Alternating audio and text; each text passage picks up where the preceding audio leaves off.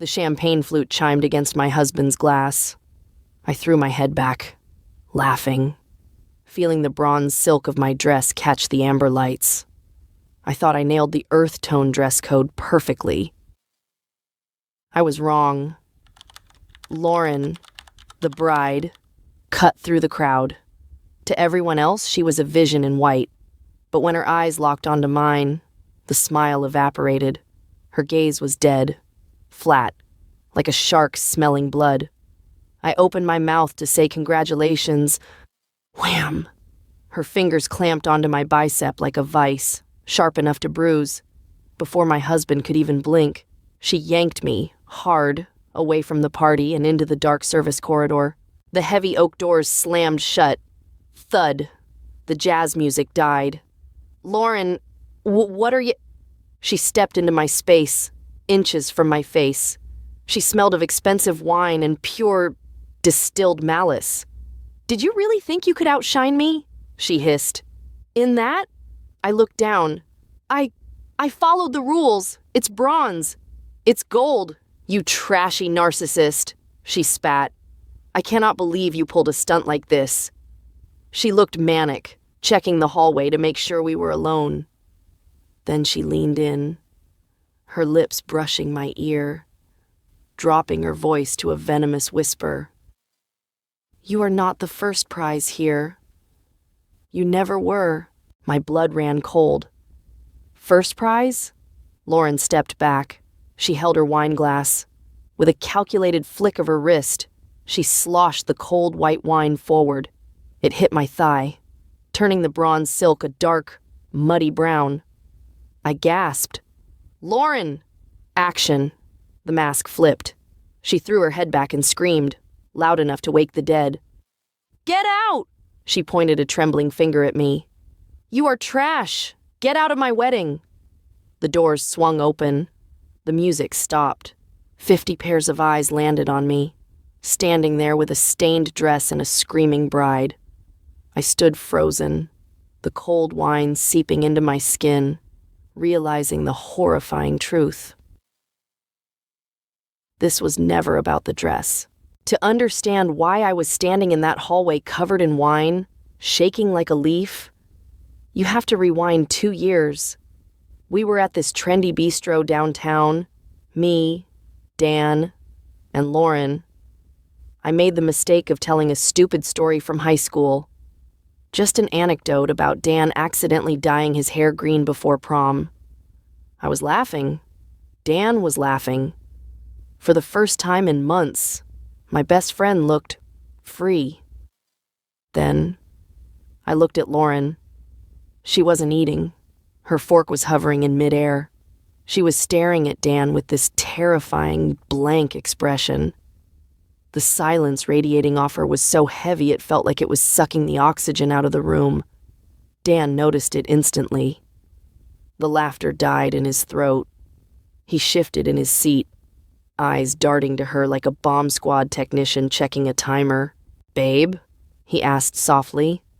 You okay? Lauren didn't blink. She turned that dead gaze onto me. You know, she said, her voice dripping with fake sweetness. It's actually kind of sad. I blinked. Wow, what is? How much validation you need? She smiled. A cold, tight smile that didn't reach her eyes. You constantly bring up the past because you can't handle that Dan has a future without you. It's exhausting to watch. My mouth fell open. I looked at Dan, begging him with my eyes. Defend me. Tell her she's crazy. Dan looked at me. Then he looked at Lauren. He looked down at the table. I'm sorry, honey, he whispered to her. I shouldn't have encouraged it. That was the moment I knew. Dan wasn't a boyfriend. He was a hostage. Over the next 2 years, the walls closed in. The normal world became a minefield. My phone would buzz.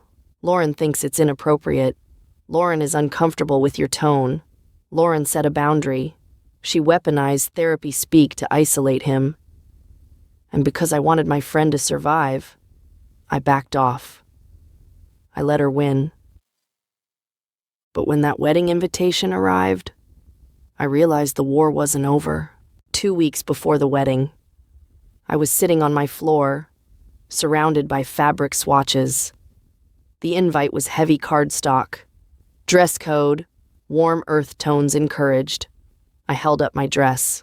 It was a slip dress, simple, elegant, and undeniably bronze. It shimmered like a new penny. "Is it too much?" I asked my husband. "Be honest, is she going to spin this?" He walked over, holding the invite next to the fabric. "Babe, look at the swatch. Autumn leaf. Your dress matches it perfectly. It's physics. She can't get mad at a color wheel." He kissed my forehead. "You look like a sunset. You don't look like a trophy. Stop letting her gaslight you." He was right. I was letting her paranoia infect me. The night of the wedding, I walked into the reception, my heart hammering against my ribs. I scanned the room for landmines. I saw guests in mustard yellow, terracotta, a woman in a shimmering copper jumpsuit. I let out a breath I didn't know I was holding. I followed the rules. I'm safe. And then, the ultimate validation. Near the open bar, I saw Amy, Dan's cousin. She was holding a gin and tonic, laughing. She was wearing my dress. Not the same color. Hers was dark red, but the exact same cut, the same silk, the same brand. I walked over. She squealed. "No way! Great minds!" We high-fived. We stood there for 5 minutes, comparing shoes, laughing. It was physical proof that I hadn't done anything wrong. I wasn't the main character. I was just a guest. The tinnitus in my ears faded. The metallic taste of adrenaline vanished. I nailed it, I thought. We're actually going to have a good night. I turned back to my husband, smiling, reaching for his hand. Wham! A hand clamped onto my upper arm, hard. Fingernails dug into my flesh. I was yanked backward with enough force to make my neck snap. The room spun. My stomach dropped through the floor. I looked up, expecting to see security or a drunk guest. Instead, I was looking directly into the eyes of the bride, and there was nothing human in them. The drive home was a blur of red taillights and smudged asphalt. My head was pounding, a dull, throbbing pressure behind my eyes. I gripped the steering wheel so hard my knuckles turned white, the leather biting into my skin. My phone, sitting in the cup holder, lit up the dark cab. "Dan, where did you go?" He didn't know. She hadn't told him.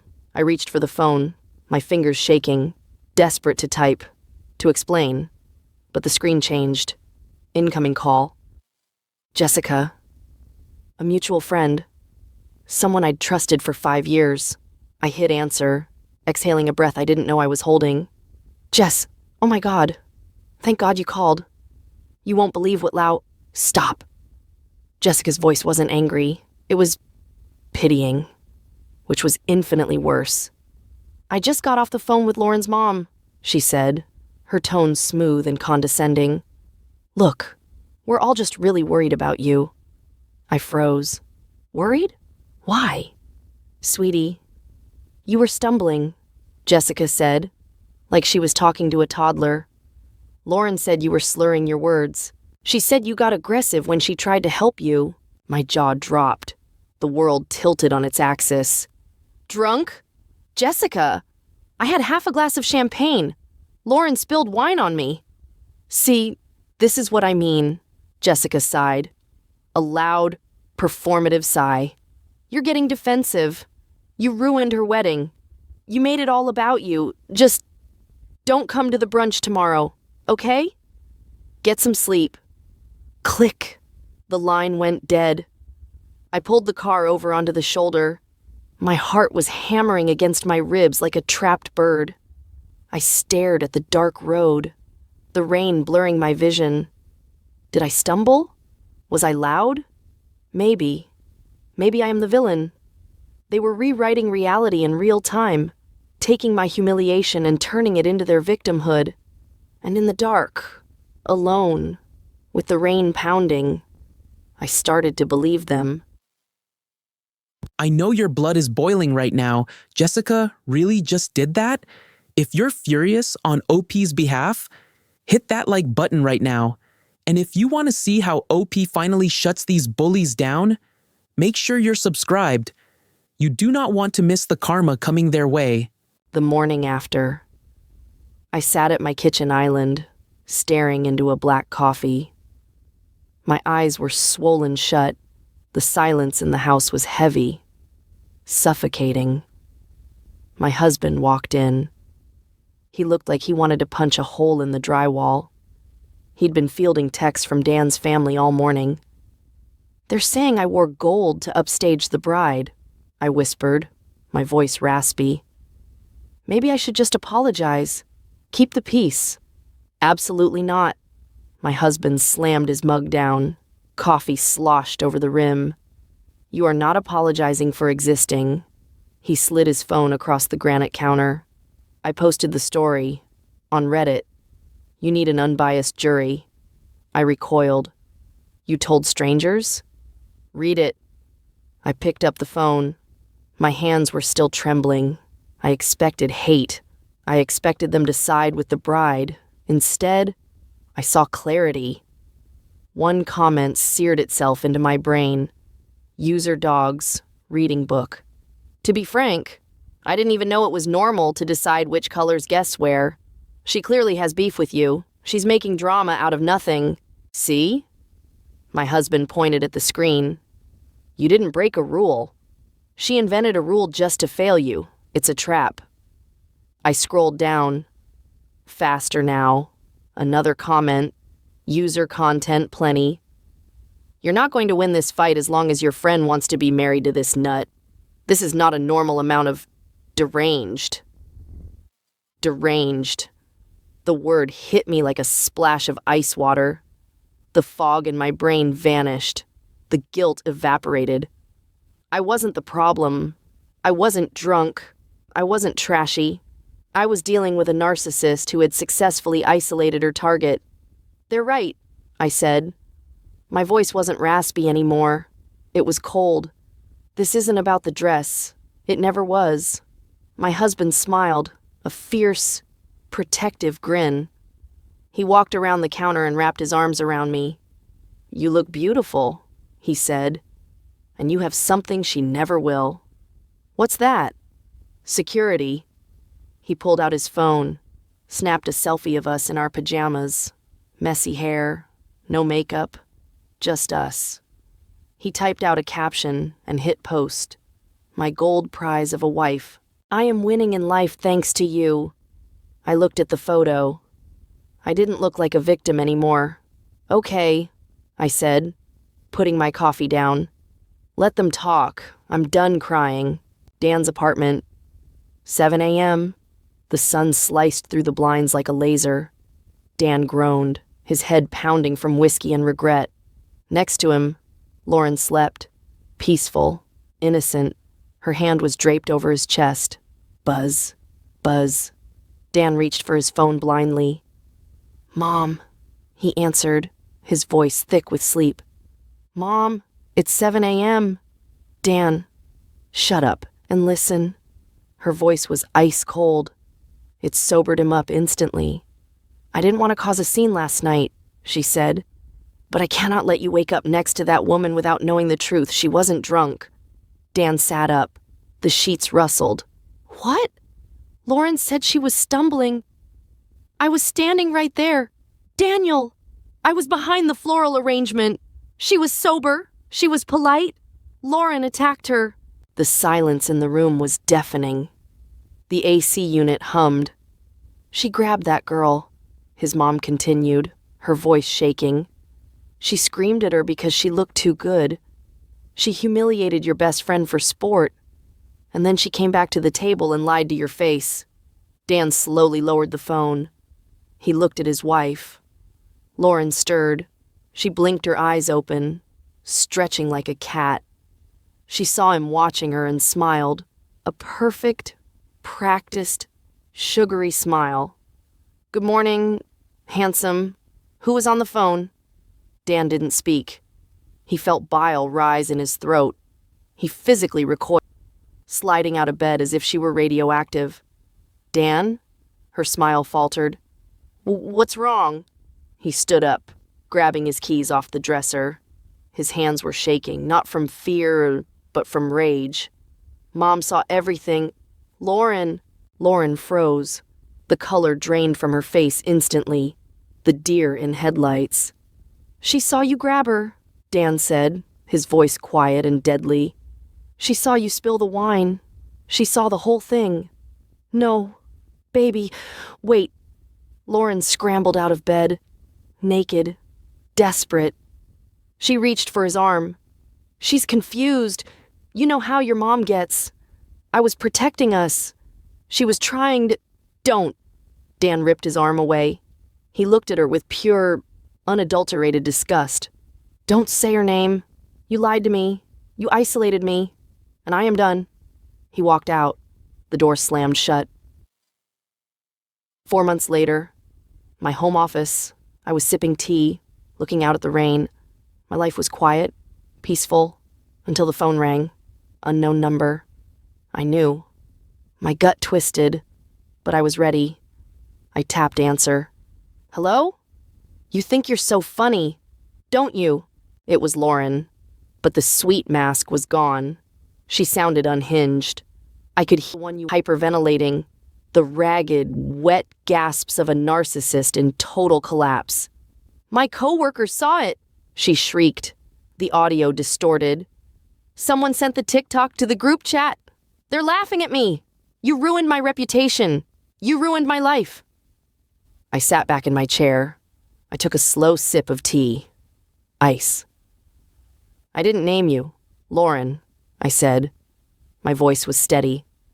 "If the shoe fits—" "You did this on purpose," she screamed. "You've been plotting this. You wanted to humiliate me because you're jealous. You're just a—" "Stop." The word cracked like a whip. Lauren choked on her own sob. "I am done," I said. "I am done listening to you rewrite history. I am done being your punching bag." "Please," she whimpered, pivoting instantly from rage to pathetic begging. "Please, take it down. I can't go to work. Everyone hates me. I can't help you, Lauren. The internet is forever. But we're family.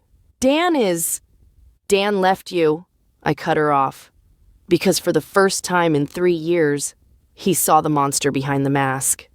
"Don't you dare!" "Here is the truth. Lauren, I dressed nice. You hated me. I dressed down. You hated me. It was never about the dress. It was about you being so hollow inside that you couldn't stand seeing anyone else shine. You bitch. You trashy little— You told me I wasn't the first prize, right?" I paused. I let the silence hang there for a split second. "Well, enjoy the consolation prize. Lauren, you're finally the main character, just not the one you wanted to be." I pulled the phone away. I could still hear her screaming my name. Tiny.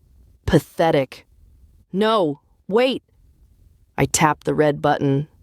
Then I tapped block. The silence that followed wasn't awkward. It was golden. Dan didn't leave because of the dress. He didn't even leave because of the lies. He told me the truth months later, sitting on my couch, staring at his hands like they didn't belong to him. It happened at a 4th of July barbecue. The air was thick with humidity and the smell of burnt charcoal. Everyone was walking on eggshells, terrified of setting Lauren off. Dan hadn't seen his younger sister, Sarah, in 6 months. Lauren had banned her from the apartment, so when Sarah walked into the backyard, Dan did what any big brother would do. He hugged her. That was the match in the powder keg. Lauren slammed her vodka tonic onto the patio table. Crash. The glass shattered. The backyard went dead silent. "Are you serious right now?" Lauren shrieked. She pointed a shaking, manic finger at them. "You're holding her like she's your girlfriend. It's sick, Dan. It's disgusting." Dan froze. He looked at his little sister, who was trembling, humiliated in front of her grandparents. He looked at his mother, who was staring at him with profound pity. And suddenly, the spell broke. He looked at Lauren. She was wearing a string bikini, hardly 3 inches of fabric. She preached about body positivity and wearing what makes you feel confident. But I couldn't wear a bronze dress? His sister couldn't wear a sundress? He realized she wasn't insecure.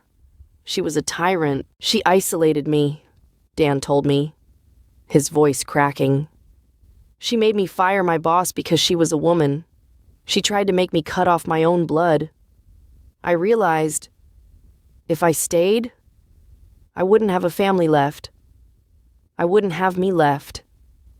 That night, while Lauren was screaming at his mother for raising a cheater, Dan walked into the bedroom. He didn't argue. He didn't fight. He pulled a suitcase out of the closet. Zeep! Lauren stopped screaming. She stood in the doorway, suddenly small, suddenly terrified. "Babe? What are you doing?" Dan didn't even look at her. "I'm setting a boundary," he said. He walked past her, got in his truck, and drove away. He left her standing in the driveway, sobbing for an audience that had finally stopped watching. My front porch, sunset. The air was cool, smelling of rain and fresh-cut grass. I sat on the swing, resting a hand on my growing bump. No drama, no screaming, just peace. A car pulled into the driveway. Dan got out. He looked tired. He'd lost weight, and there were new gray hairs in his beard. But his eyes? They were clear. The haunted, hostage look was gone. He walked up the steps, holding a 6-pack for him and a sparkling apple mocktail for me. We clinked bottles. Clink. "I'm sorry," he said. He didn't offer excuses. "I'm in therapy now. Dr. Evans calls it codependency. I was so busy trying to manage her insecurity that I let her project it onto everyone I loved. I was a terrible friend." "You were surviving," I said softly. "But you're out now." The screen door creaked open. My husband stepped out, wiping grease off his hands from dinner. He saw Dan and grinned, a genuine ear-to-ear grin. "Well, look who it is," my husband laughed, sitting on the railing. "My player 2 has finally reconnected to the server." Dan laughed, a real belly-shaking laugh. "Yeah, sorry for the lag. Had a virus. I think I finally scrubbed the hard drive." "It's fine," my husband said, clapping him on the shoulder. "We just have to grind some levels to get your stats back up. No more side quests with final bosses who hate you. All right?" We sat there as the sun went down, watching the fireflies come out. I thought about Lauren. Last I heard, she was living in her mother's guest room, sleeping on a twin mattress, spending her days fighting with strangers in Facebook comment sections who don't care about her. She is alone with her rage. Then I looked at the 2 men laughing on my porch, my husband, who defended me, my best friend, who finally found his spine. My husband caught my eye. He nodded at Dan, then winked at me. "You know," he mused, leaning back, "some people see gold and get jealous because they think it makes them look poor." He took a sip of his beer.